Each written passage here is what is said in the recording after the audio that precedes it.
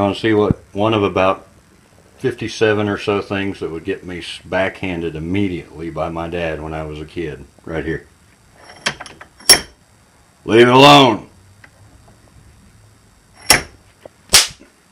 I mean, slap the taste out of your mouth. Welcome to the Vintage Modernist. What do we got today? We got the KREIG jig.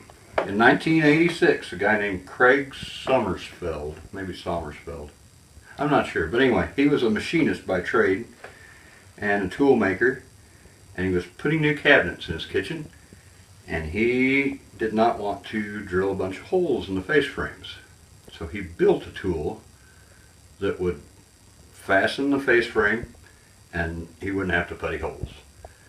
And he took this idea to several woodworking shows. The first one he took it to, he didn't get a single order. And not to be deterred in true American spirit, he kept on. In the second show, he'd sold 11 of these and he had orders for 26 more. Over the years, it's developed. This is an American company out of, I believe, Huxley, Iowa. I think that's right. I know it's out of Iowa. He employs over about 100 people, a little more than that. And he's made this wonderful, wonderful widget. What you get when you buy it is this, with an instruction manual. You've got the jig itself. Everything's, all the hard stuff has been taken out of this. It has, you can't see it probably, but it has incremental measurements of the board you're drilling into. It's adjustable. There's a place for the clamp. You have an Allen wrench, which sets your stop on your drill bit. It's part of the package, as long as that's pressed all the way. Again, you have the increments here, the size of wood you'll be drilling into. You have the driver, and we're going to do one and show you how it works. Alright, we got it set up here. If this simulated the side of your cabinet, and this is your face frame, you'll want to attach this without any holes in your face. So, we would set that, which is already set to 5/8. Now they sell clamps for these. They're a little spendy. I think they're around $20 to $25 a piece. I have enough clamps around here where I can make do without buying those, but it would be a good investment. They have some really nice, the whole product line is really nice. Alright, so here goes.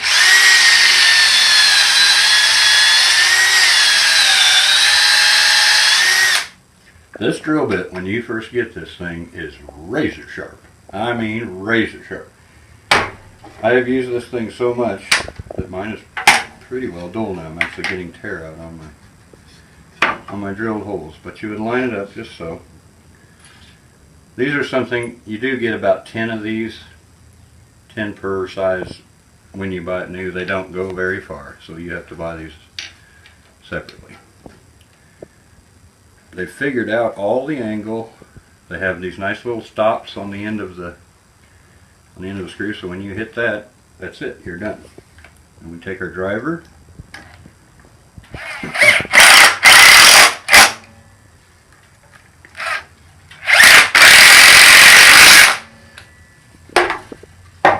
bam. No patching, no holes in the face. I mean, just tough as it can be. You can do any configuration. You can do 2 boards on end. You can do 2x4s. Absolutely wonderful product from top to bottom. And they have a whole line of products. I'm not affiliated with KREIG in any way, but great job. Great American company. And I have been really, really pleased with this. Use it constantly.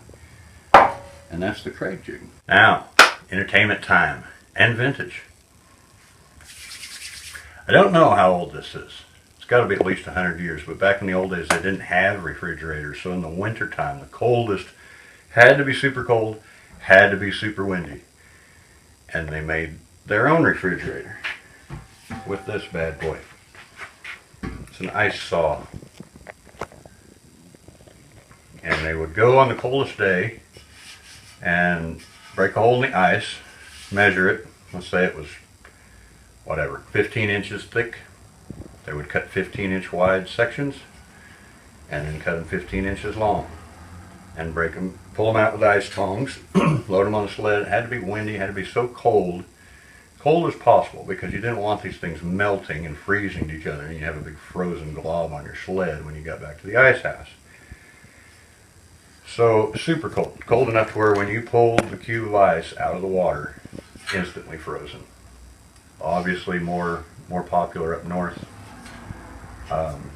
This one's in great shape. It's got the original handles. Obviously I've never used it. I'd like to someday. But that dude's cool.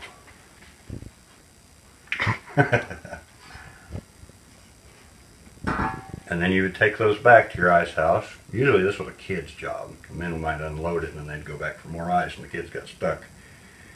At the ice house, which was an elevated room basically with small slats with gaps in between, they lay down about 5 inches of sawdust from the sawmill and start stacking these cubes about 3 inches apart. And the men might throw a layer of sawdust over, head on back, and the kid's job was to sit there with a stick and poke the sawdust in between the ice cubes as tight as they could pack it. From floor to ceiling, usually take 2-3 days. And then you had ice all year in the middle of the summer. You'd break out another chunk of ice. You could have ice cream, you could cool your watermelon, whatever. Long before the days of refrigeration. Anyway, that's that for that. Thanks for watching. Hope you enjoyed it. And if you like it, thumbs up. And if you have any comments, feel free to make them. Thanks. Aloha, and have a good day.